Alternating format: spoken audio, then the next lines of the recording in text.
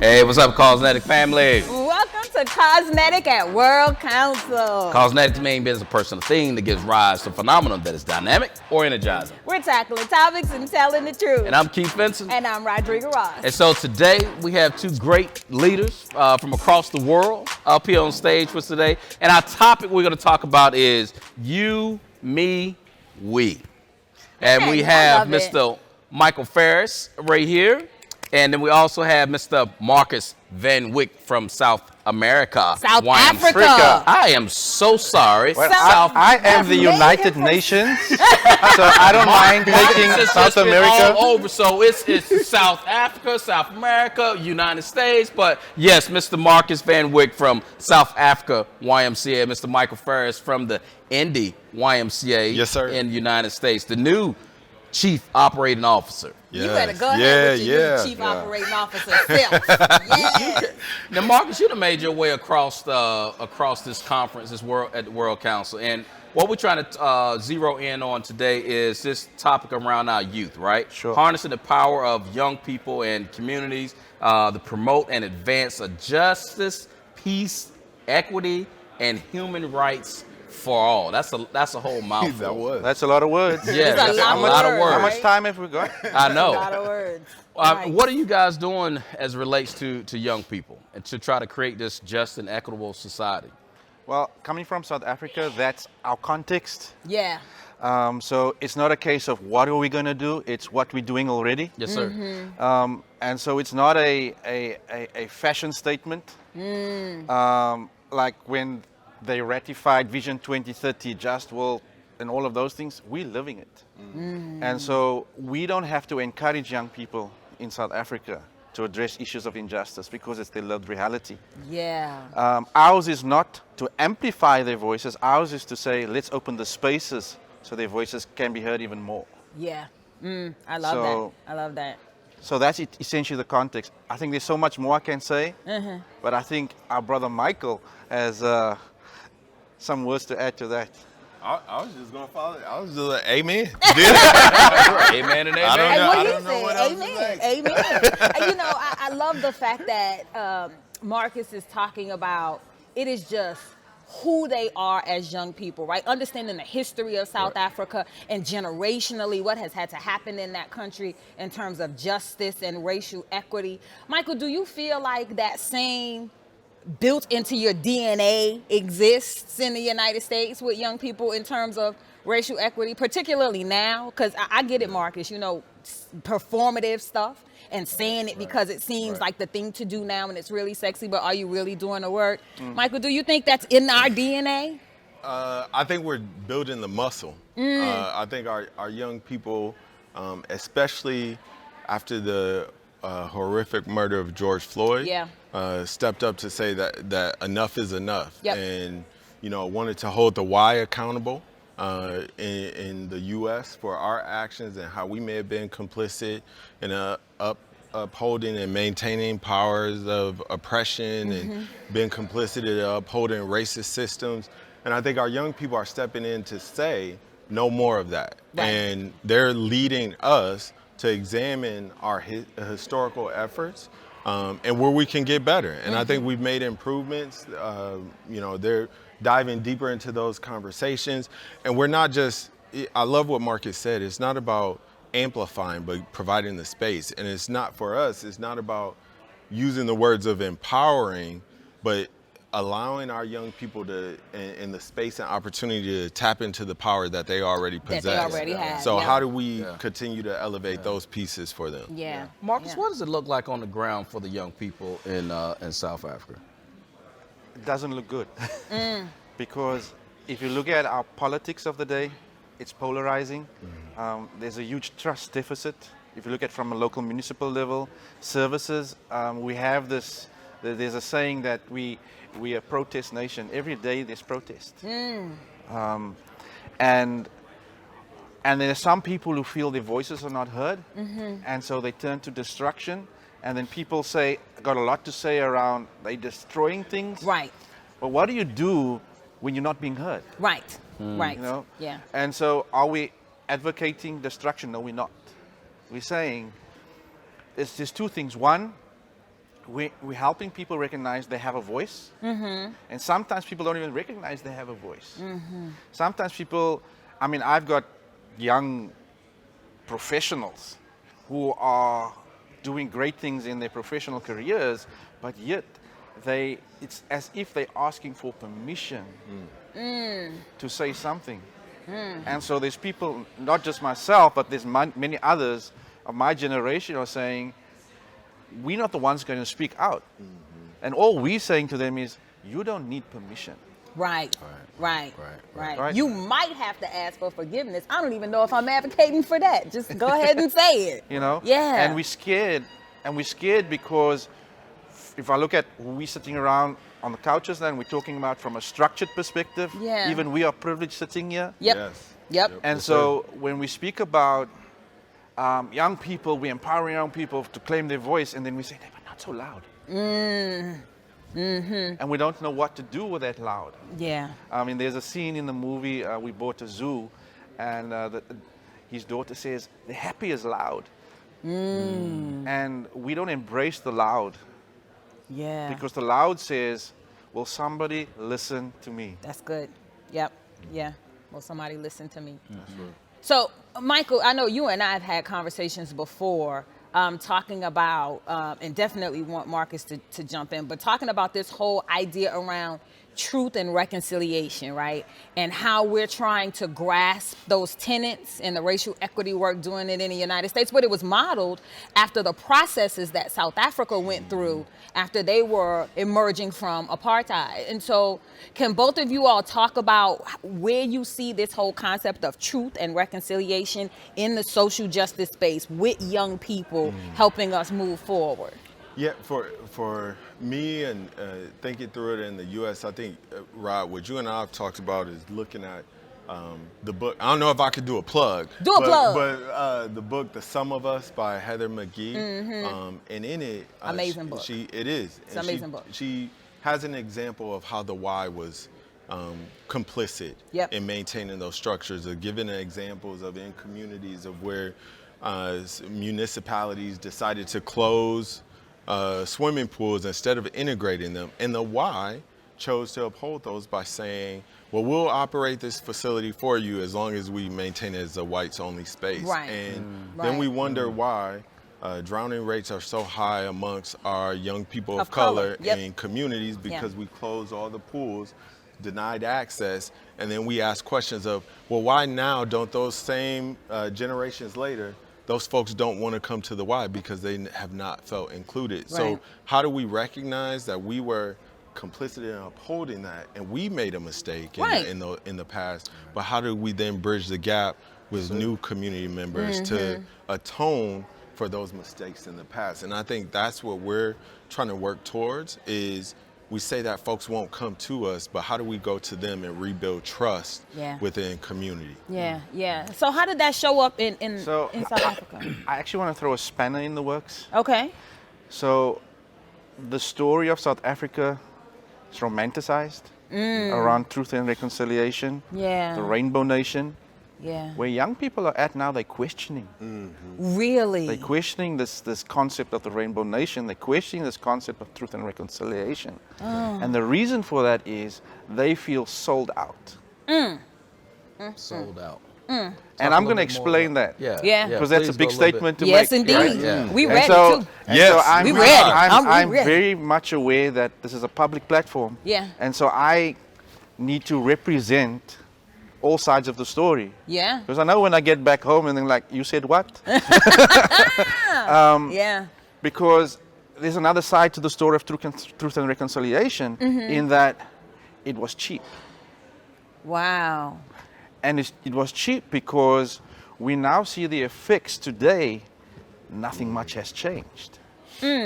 We might have abolished apartheid, but the system still exists. And so the lived reality of people of color is this: I still don't have a choice. Classic example, coming from South Africa and Africa, the obstacles exist for us to even leave our country to come to a place like Denmark. The representation is not here at It's the not World here. Council. Nope. We had a number of participants whose visas were denied. You're right. You're right. But that's another debate. But I think in terms of truth and reconciliation in South Africa, it's where young people are saying, they're questioning what conversations happened that we weren't aware of. A few years ago, we had a situation of fees must fall, where young students said, we can't afford. There's some of us that can afford because we come from privileged backgrounds. Both our parents work, but we want free education. And these young people rose up without any political structures. These young people said, we don't want political parties here. This is, we determining our own future. And so there's a lot of question. I think it's good to question. We tend to stifle questioning because we're being disrespectful. And you must understand we live in a very patriarchal society and hierarchical society where you got to respect your elders. And if you're speaking out, you're disrespecting. No, that's not what they're saying.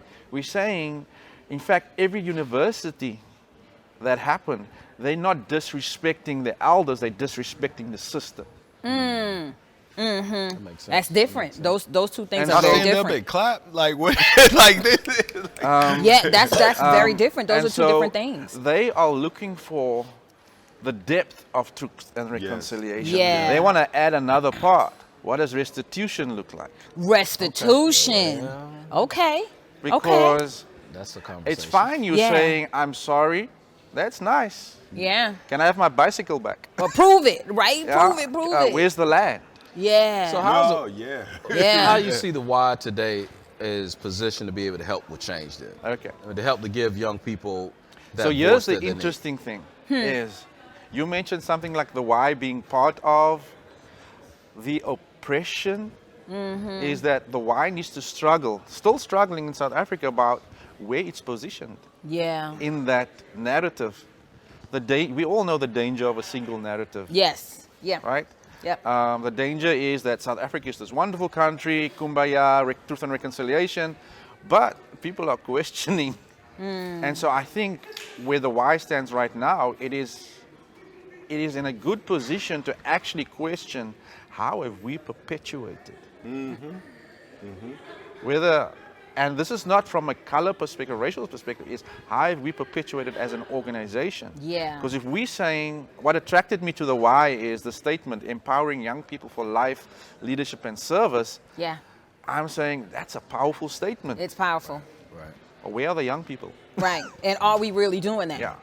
So if we say we're creating safe spaces, where are the spaces? Are our buildings designed to be safe spaces, or are we perpetuating the very things that we say we want to break down, but we're actually continuing in the same way? So what does breaking down look like? Because people are afraid when you say break down, you're like, what do you mean break down? I mean literally. And am I going to get broken in that breaking down process, that whole self-preservation thing kicks in for some folks. So Michael, this work is not easy, right? It is laborious. It makes you weary. It could really rub your soul. What do you do to take the edge off? In your free time, to have fun. I want to hear this one. You gotta do something. Be like, I know what he's about to do, but go ahead. I'm gonna let you. Let's see which. That's off words. I know what Marcus does too. Involving mixed drinks, but we ain't gonna. Lucas said what? Water. I drink lots of water. That's Stay what. hydrated. No, like for me personally, don't drink and drive. I've gotten into. I love being outdoors. And for me, I like getting out. And in the last year, I've taken up golf. Right. Are you good? It is something. No. It is something that I never thought I would do. And even that can be. I'm saying, are you okay? But I've taken out golf, but it was just a way after being indoors, working from home for the last 2 years, trying to push forward with advancing our work from an equity standpoint and having those conversations across the country from my laptop.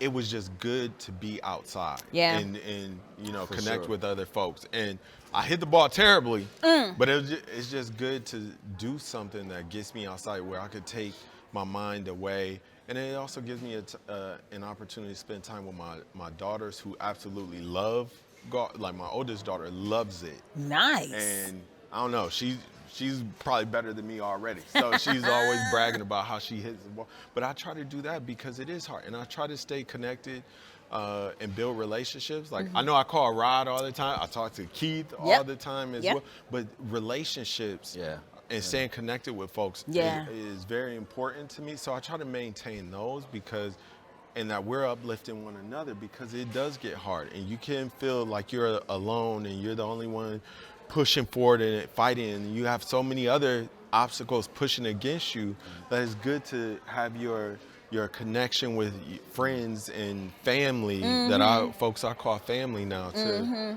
maintain. We're sitting up here talking about this, and you know, just the whole space of what do you do to keep your mind right.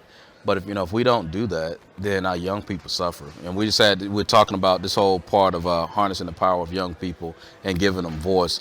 And yes, we can get frustrated, but we don't have time to get frustrated. I don't know, for me, it's like, all right, I have my moment, but I got to push on because we're laying that foundation. Somebody did it for us beforehand to lay that foundation, and then we got to continue to build on that right there. But the whole place of just staying, mentally right. Yeah, you got to figure it out, and the pandemic caused some of that. I picked up a whole lot of hobbies doing. Oh my God! Please don't let him talk about these hobbies. Boy, I went out there through that. You went fishing? Man, I'm beginning worried. There's fishing and golfing. What a culture are we assimilating here?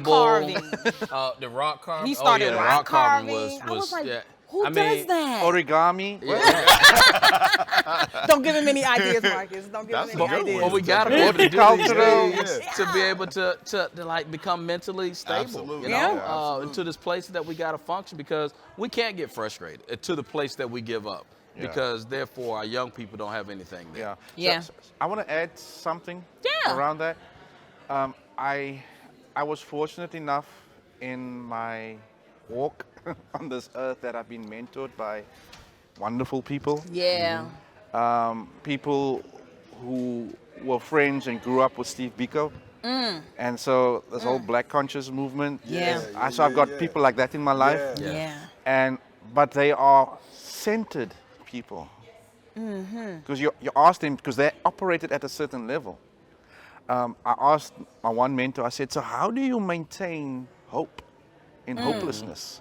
Because we're dealing with injustice that is like, there's no rest. Right. Injustice is everywhere. Right. And it doesn't take a And he says, and his response to me was, he says, Marcus, it's when you understand that you're a prisoner of hope. And I'm like, that's deep. I like that. I need to reflect. I couldn't respond to him. Hope is a powerful word. But to be a prisoner of hope means that you're not going to give up, in spite whether you're on your last cent, you're scraping yourself off the floor. But here's the other thing about, we have this weird notion in the Western world that we need to work towards rest, and we use the word balance. But I think it's, what does a healthy rhythm look like? A healthy rhythm. When we work from a place of rest in the midst of the chaos. And so I look at my wife and myself.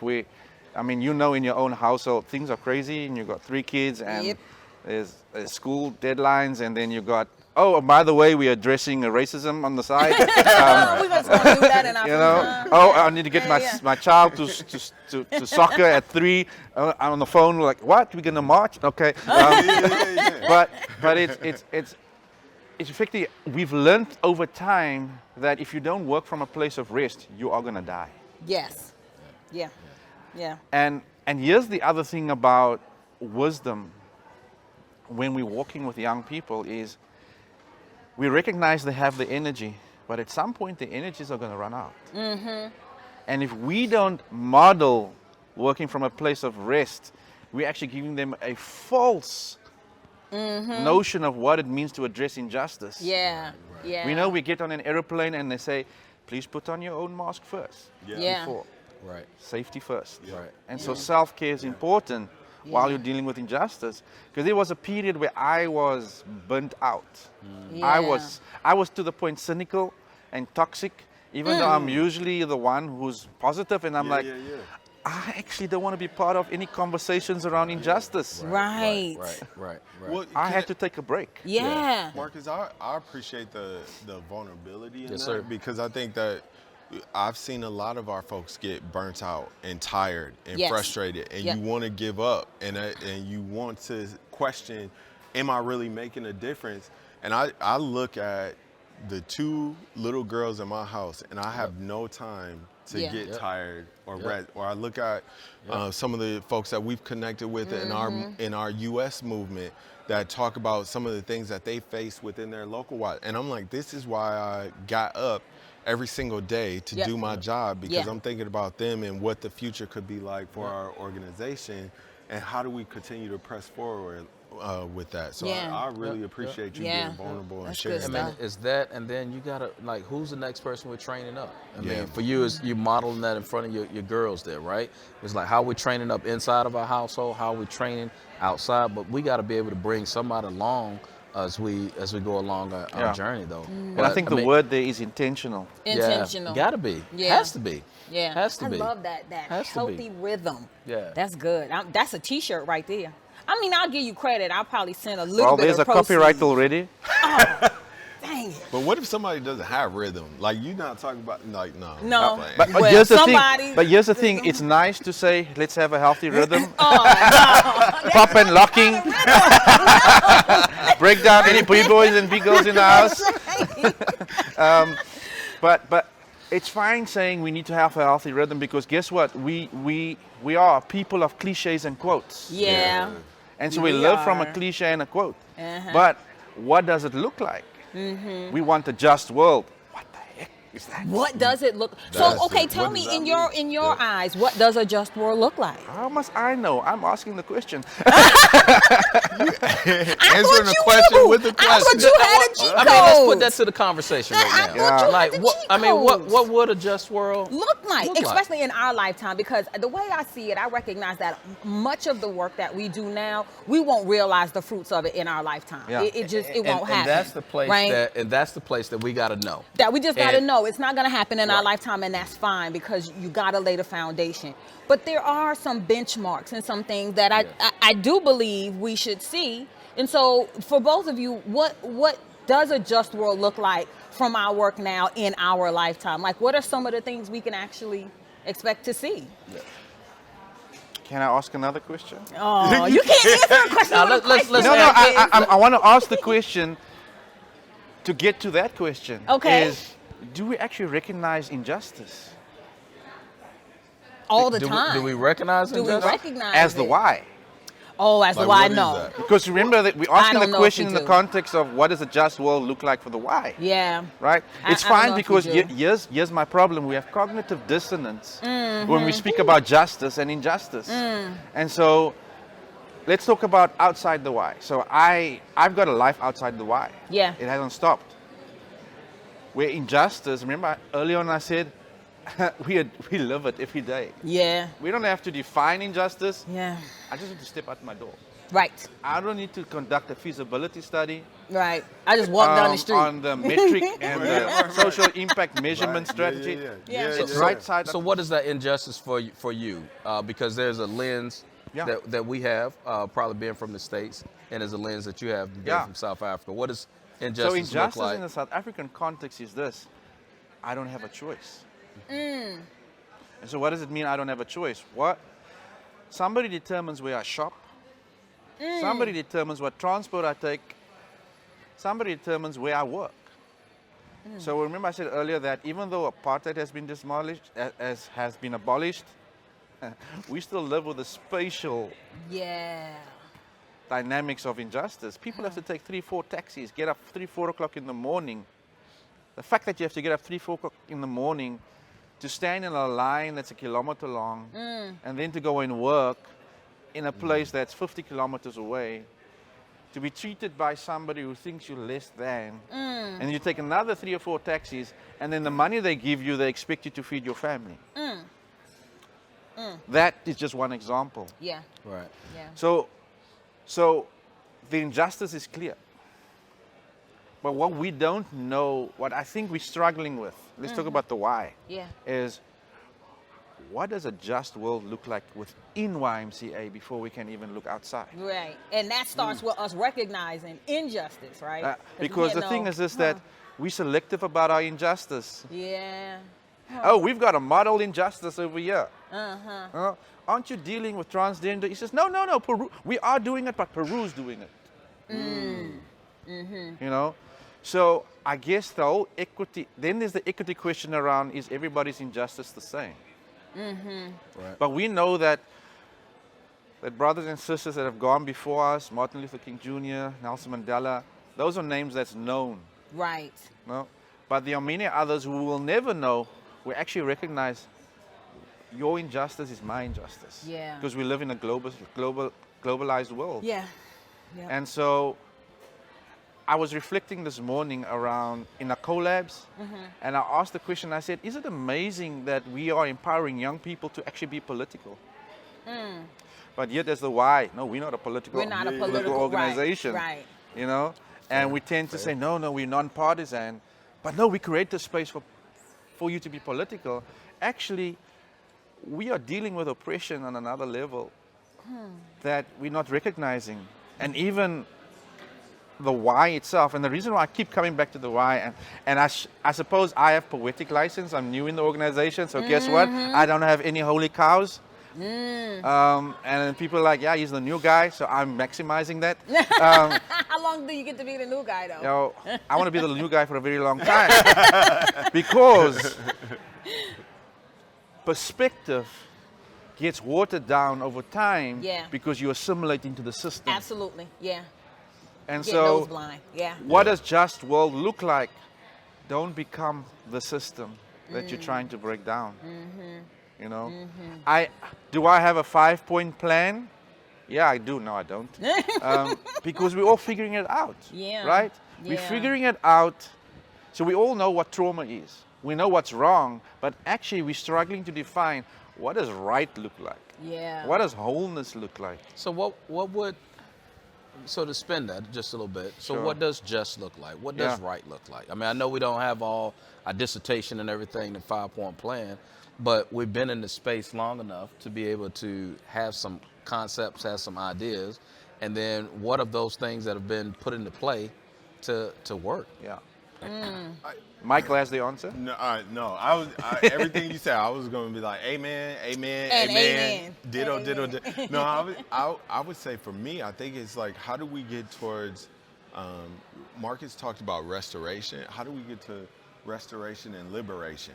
Because we talk about barriers, like people love to put up the equity diagram where you have, you know, the fence and the boxes, and then everybody gets different. They have the same, so that's equality. Then they get different boxes, and that's equity, and they're looking over the fence. What if we remove the fence as a whole, and we got to get everyone to just stand, and they're liberated in a just world, and getting their needs met, and they're leaning into understanding that, to what Marcus was saying, that the injustice that someone else is facing is also going to impact me. And because we're all connected, how do we come at that with a sense of empathy for one another? And it's not just about us. And one thing that you all asked about justice is, we had this example of going through the Undoing Racism workshop with the People's Institute out of New Orleans. Another plug. And one of the things that they gave an example of is like these babies that are coming downstream, right? So the babies that get pushed, you see these babies coming downstream of a river, and it's my job to jump in and save the babies. Right. Marcus, I pass the baby to Marcus will dry the baby off. Rod will clothe the baby.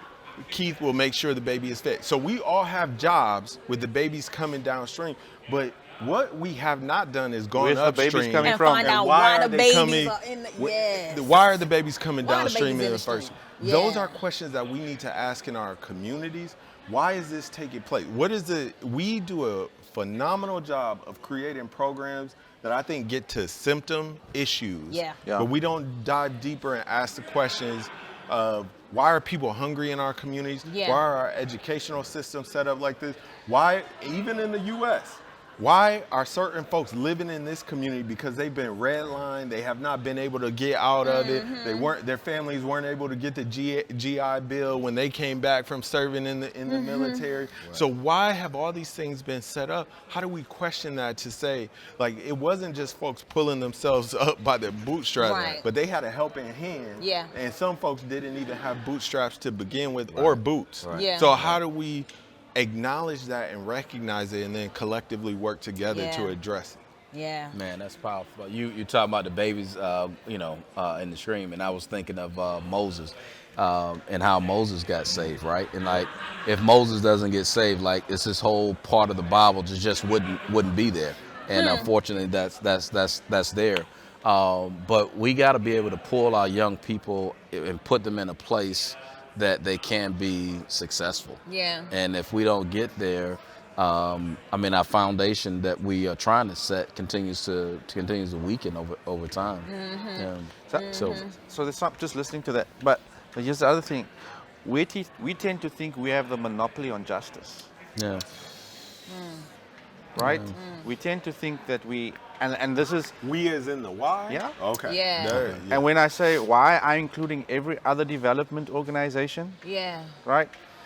Because we have the solutions. We've got the funds, we've got the resources, but we don't appreciate that in those very communities, there are assets there. Absolutely. That are actually that don't have resources. We know that grandmother on the corner is feeding the entire community. Yes. Right. That is justice. Yep. Yeah. How do we amplify that? Right. Support that. How do we amplify justice initiatives that's happening already? Yeah. How do we open up the spaces in terms of that young person might not get to town hall or the municipality or the mayor? Let's remove the barriers. Yeah. And we got to be able to position ourselves as a Y, to be able to put ourselves in a place that we've removed those barriers. You know, Michael, you talked about the fence concept, and I'm thinking that, like I said, why is that fence up there in the first place when we talk about equity? Like, we could take down that fence so everybody can be able to see what the show that's going on. I was gonna go somewhere else, but I'm gonna leave it alone because they're watching a baseball. The concept is to watch a baseball game. So why we can't watch a different sport? Why we can't just like. Well, no, I ain't gonna go there. And this is where Michael and I take over the interview. We're going to flip it now. So y'all do you want to talk about it?